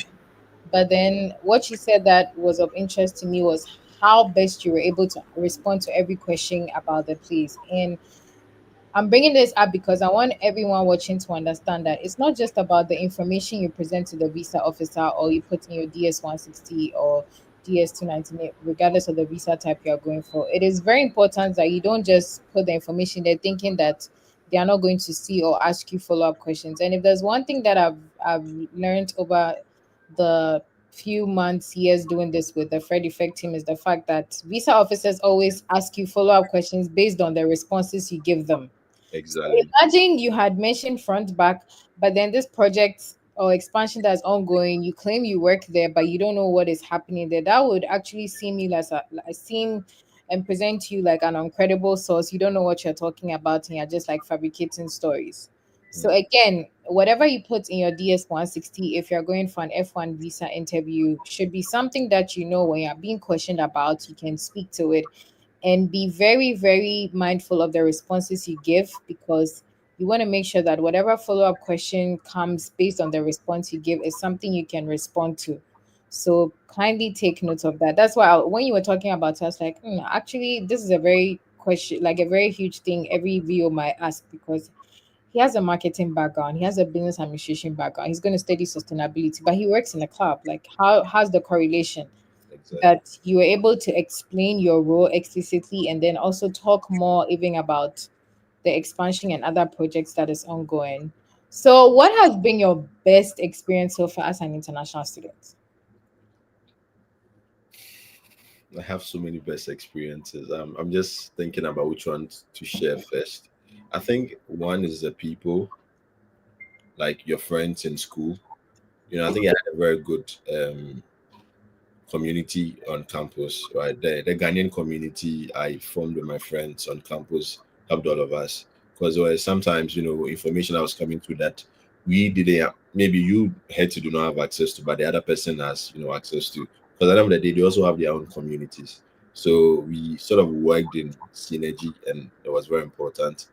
And I think that has been my best experience. I'm not going to forget the guys, because and we still have some kind of connection now, because you have a WhatsApp group. If there's any update, we all dropped it over there. And it wasn't just for Ghanaians. I had like some Nigerian. There was that African. We were the Africans were living in isolation, but some of us were also still trying to, move away from and to also embrace other people's culture. And I think that was also helping. So I think for me it's just the people, because I'm a people's person. So that is what worked for me. That's my best experience. The other thing too is the church. I'm not going to take it out. I feel the church keeps you sane. I don't know whatever anyone believes in, but the church keeps you sane. On Sundays you have to go to church. You are not idle. You don't. Most people go to work. Some of them, for some reason, find other sources of income. So on Sundays, they keep their Sundays very busy for them. And I also feel like being busy all the time also has its own way of affecting you, having an impact on you. So I feel like that my experience with the church, I'm not going to be specific. I'm just generalizing. It also sort of makes you sane, and you need that sanity in America, right? So these two experiences. So yes, and then there are other individual experiences. I like to go to the club. So on sometimes Friday evenings, I like to hit the Boston, clubs in Boston, just to chill and then come back. But on the good thing about Boston is that by 2 a.m. the clubs are shut down, so I can still come back and have some rest. Unlike friends back where you can be there till 7 a.m. Eh? So 7 a.m. Yeah, so I like that. I just like to wind down, and then picking up other activities too. I was not playing basketball when I came to the US. For some reason, I have gotten an interest in basketball. I have my own basketball here. There's a park next to my house. Sometimes I just go there and I just shoot the balls by myself. And I like that experience. So sometimes creating new experiences for myself also sort of helps. I like those experiences because I'm someone like to be by myself too for some reason. So all of these experiences also help. Okay. Yes. So we are gearing towards the end of the insightful conversation we've been having for over the past 1 hour. And there are just a few questions that I want to ask you. Okay. If you had the chance to do all this differently, all together from the beginning, what would you have done differently? I think one, I would have changed my program to do something more business related, right? Maybe something in marketing. And I'm not saying I didn't enjoy global health. I did enjoy global health, but I feel like I would have enjoyed it more if I was doing something in marketing, because that's something I'm passionate about. And I've spent a lot of time, doing it and harnessing the skill or the experience within this ecosystem, you know. And for me, that would be it. And I think the other thing too would be, hmm, I don't know. I feel like so far the experience has been good, and I feel like I needed to go to this experience, because the other thing too is that our lives are not designed by us. there is a greater force elsewhere that is designing your life for you. So this is an experience I also want to share too. Prior to coming to Boston, I got a job. I saw on, a friend shared with me from LinkedIn. I applied to the job, and the job was in Boston. That same year, I was coming to school, and the school is in Boston. Then I come to school. My boss is in Boston. There's that community already. There's that resources already. Then I get into church. Then I'm handed a camera to take pictures, become a photographer. Then I get a job on campus as a photographer. So I feel like there's a greater force behind us that is sort of guiding our every move. And we have to be very intuitive. You have to listen to your instincts because sometimes you're not even the one talking to yourself. It's just that greater force behind you. It could be God, it could be Allah based on your religion, based on your belief guiding you. So we have to take that, into consideration as well. So nothing just happens. That is one thing I believe in. Nothing just happens. The people we meet. I haven't mentioned this one too. So in the process, I met a photographer because I was now doing photography. Then he takes me, up. We go take like shoots, videos, and all that, and then he gets to pay me. And today I have a very good relationship with this person. And the agency I'm putting up, I'm starting up. He's my partner. He's someone I'm starting the business with. These relationships are also very important. Regardless of who you are, you need to be a people's person to navigate your stay or your life in the US. If you are someone who wants to live in isolation, I'm begging you, take this advice from someone who likes to live in isolation and build on your people skill. Build on it. And I feel like that is what will help you. So big shout out to Donald if he's also listening now. It's my business partner. We work together. So yeah, big shout out to him as well. If there's one thing I've learned from the conversation I've had with you today is human relationship is very important because it seems as though like human relationship has been a very good human relationship you built with people has been like the solid rock to where you are today, starting with your friend Gracious. So that's one thing that I've learned from having this conversation with you. Do not play with human relationship because it's very, very important. So to somebody who is watching you right now, what advice would you give that person either who has either given up on the study abroad journey or is now looking to start? What would you tell that person today? It's a good opportunity. Take it as a full-time job. It's not a part-time job. It's a full-time job. With that said, it doesn't mean that if you have you're already employed, you need to shun or you need to resign because you need that to support your study abroad journey. So it's a full-time job. Spend time researching to understand the school you're coming to, make some connection, get some contacts locally and internationally as well. Reach out to people on LinkedIn because they have good resources. Secondly, if you try the first time and it didn't work for you, understand that even the SRC president of UPSA was denied once, and he knows other people were denied 3, 4, 5 times, but they never give up. They kept trying, and now it's been approved for them. They're in the US now. And also be reminded that Hetty's story is not your story too as well. The fact that Hetty got their visa approved doesn't mean your visa is going to be approved. It might be denied, and it doesn't mean because it's been denied you need to give up.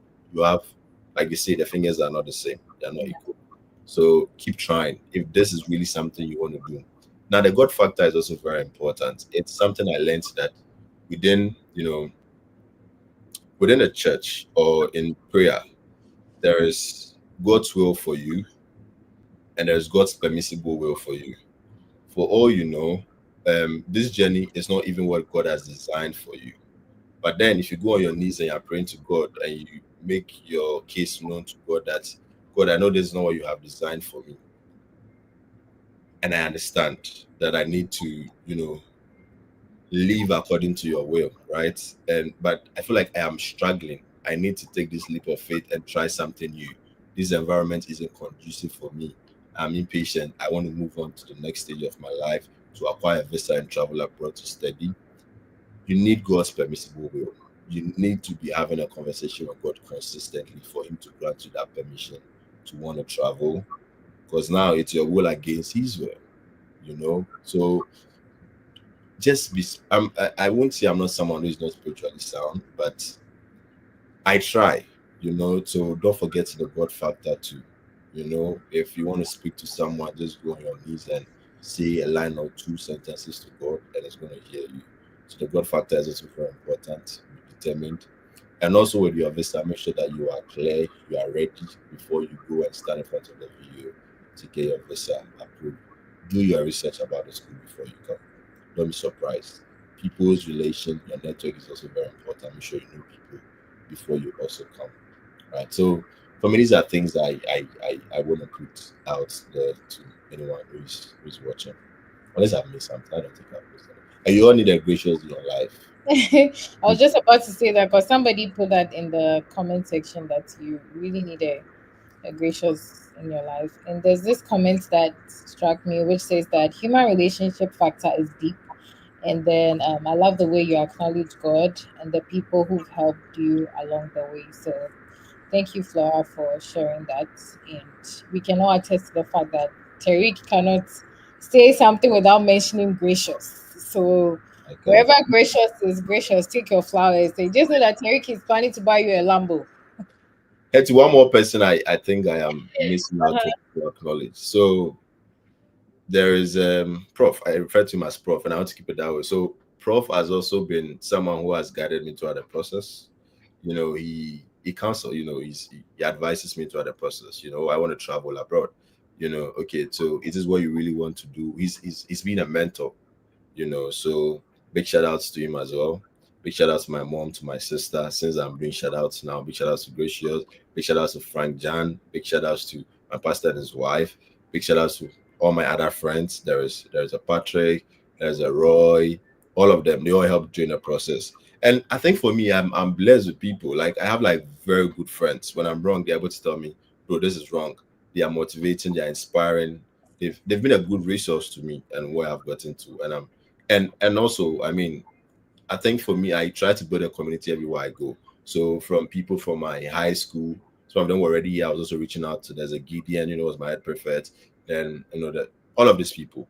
I mean, if I've not mentioned your name, don't forget that I truly appreciate what you did for me during this process. Right. So thank you to everyone who helped me during this process, and thanks to God that I am here today. And thank you and Fred for having me on this podcast as well. I'm glad. I'm glad we could actually have this conversation, and the bits that I have to say based on everything that you said on the human relationship is personally for me, human relationship has also been very helpful. And I'll always, always, always make reference to Fred as my resource point from the beginning all the way through to like where things are right now. So I agree 100% on the human resource. And I just want to share some things that I've learned from what you said so far. So anyone who tuned in late can at least walk away with those few nuggets that me Oboda shared with us. And obviously, the very first one is human relationship is very important, especially when it comes to your recommendation letters. So if you're in school and you're now wanting to start your whole study abroad journey, make sure to build that good rapport with your professors, and also human relationship in terms of what to do, where to go, and what not. Speak to people. Don't sit down and fold your arms thinking like the information is going to drop from heaven into your mind. No, reach out to people studying the program you want to go study or the school you are in, and ask questions. And don't also feel like okay with whatever the school throws at you if you're not comfortable. Just like he said, he initially had some funding, but then reached out to his school to increase his funding, which was done. So don't sit down and stick with whatever information that is presented to you and say that's what the school has given me, so I'll not go. And the most important thing that he spoke about today that I'm really working away with is don't think that your skills cannot be able to secure a job or some form of funding for you when you arrive in the US. Let me break this down.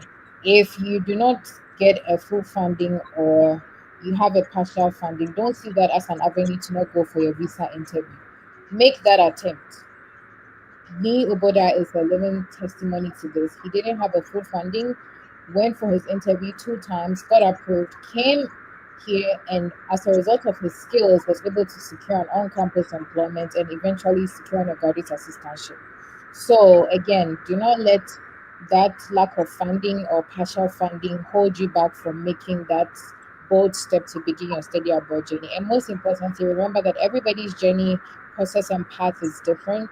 So start yours now. And if you've been listening to us from the very beginning to now, you understand that this is a story of somebody who was determined and persevered to the very end. And now here he is sharing his experience. And you could be the next person in your chair, seated right here on the Fred Effect Study Abroad podcast, sharing your experience with everybody else and the entire world watching you today.